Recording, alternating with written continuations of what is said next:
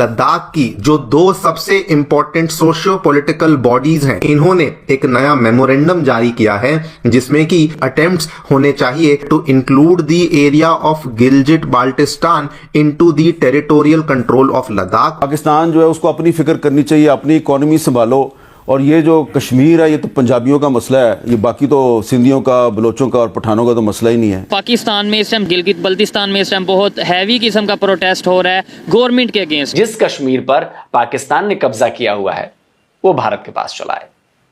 बाकी आप सपने देखते रहिए, अपने पब्लिक को चूरन चटाते रहिए। इंडिया जो है वो पाकिस्तान आके आपसे क्रिकेट मैच खेलने के लिए तैयार नहीं है। उस इंडिया के साथ कराची और लाहौर के कुछ सेठ साहिबान जो है वो ट्रेड करने के लिए मरे जा रहे हैं। पाकिस्तान से तो चाइनीज सिक्योरिटी मांग रहे थे, मगर पाकिस्तान ने सिक्योरिटी की बजाय इनको गधे दे दिए। हर महीने चाइनीज के ऊपर हमले होते हैं। अजीत डोवल साहब उनकी ऑफेंसिव डिफेंस की पॉलिसी जो है वो ये है कि घर में घुस के मारेंगे। चाइनीज नहीं मानते, वो कहते हैं यार ये आपका अपना मसला है। इंडिया किसी के पिट्ठू नहीं बनेगा, ये मैं आपको बता दूं। अच्छा। Too powerful and too strong and too independent minded, वो हर एक से अपनी एडवांटेज लेने की कोशिश करेंगे। पाकिस्तान एक चूरन देश है।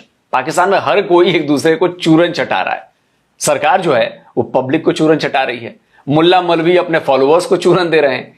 लोग अपनी अगली पीढ़ी को चूरन सप्लाई कर रहे हैं। लद्दाख की जो दो सबसे इंपॉर्टेंट सोशियो पॉलिटिकल बॉडीज हैं, जिसमें एक आपको देखने को मिलती है लद्दाख की एपेक्स बॉडी एंड दूसरी आपको देखने को मिलती है द कारगिल डेमोक्रेटिक अलायंस, इनके द्वारा एक नई डिमांड को पेश किया गया है। इन्होंने यहां पर सीधे सीधे शब्दों में कहा है कि लद्दाख का जो टेरिटोरियल कंट्रोल है उसके अंतर्गत गिलजिट बाल्टिस्तान को भी अब लाया जाना चाहिए। आप लोग यहाँ पे देख सकते हैं खबर दोस्तों द हिंदू की है और आज से कुछ ही दिन पहले इस खबर को सामने लाया गया था। अगर बहुत ही सिंपल शब्दों में कहूं तो इन्होंने एक नया मेमोरेंडम जारी किया है जिसमें कि इन्होंने अपने इन प्लान्स को अनवेल किया है कि अटेम्प्ट्स होने चाहिए in order to include the area of Gilgit Baltistan into the territorial control of Ladakh, और साथ में यह भी कहा है कि जिस तरीके से लद्दाख को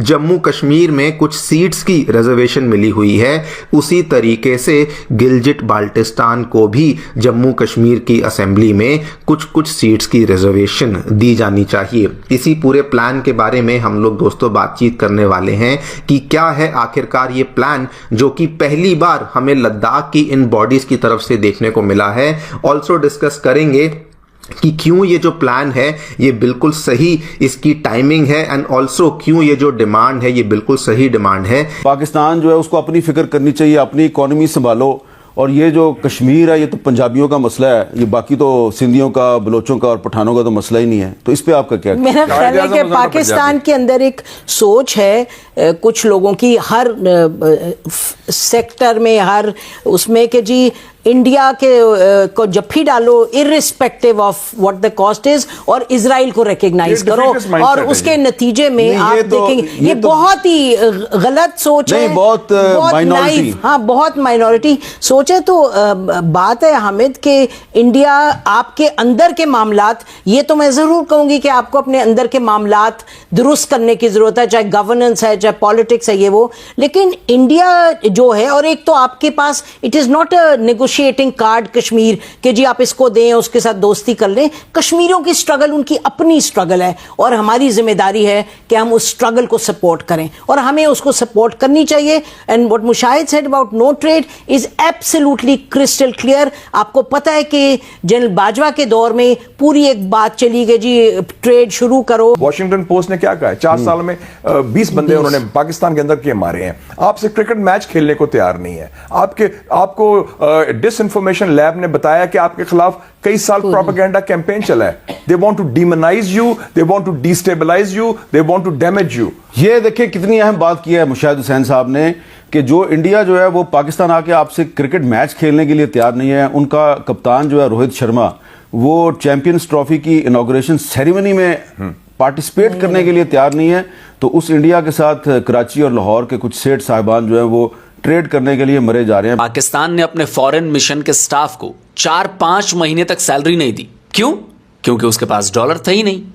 इन फॉरेन मिशन में अमेरिका, फ्रांस, ईरान, तुर्की, ओमान जैसे देशों की पाकिस्तानी एम्बेसीज भी शामिल थी। पिछले ही साल पाकिस्तान में कई जगह सरकारी कर्मचारियों को कॉन्ट्रैक्ट बेस्ड वर्कर्स में बदल दिया गया है ताकि उन्हें कम पैसे और कम सुविधाएं दी जा सकें, यानी पैसे बचाए जा सकें। अब यह खबर देखिए, पेशावर की यूनिवर्सिटी में एम्प्लॉइज को सैलरी देने के लिए फंड्स ही नहीं थे।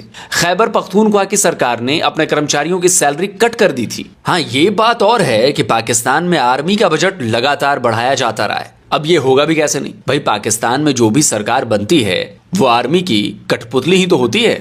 अब सवाल ये है कि क्या आसिम मुनीर को नहीं पता कि पाकिस्तानी आर्मी की औकात नहीं है भारत से सीधी जंग करने की। भाई देखो, जज्बे की बात मत करना। जज्बा तो हमने 71 की लड़ाई में देख लिया है, वो पीछे पोस्टर लगा हुआ है 93,000 का। जब जज्बे वाली कौम के 93,000 फौजियों ने अपनी पैंटें उतार दी थी, तो हमें मत समझाना।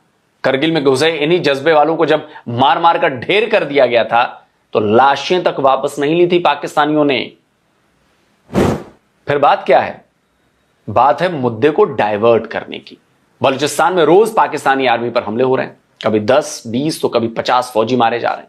बलोच लड़ाकों ने, बलोच फ्रीडम फाइटर्स ने पाकिस्तानी आर्मी की बैंड बजाई हुई।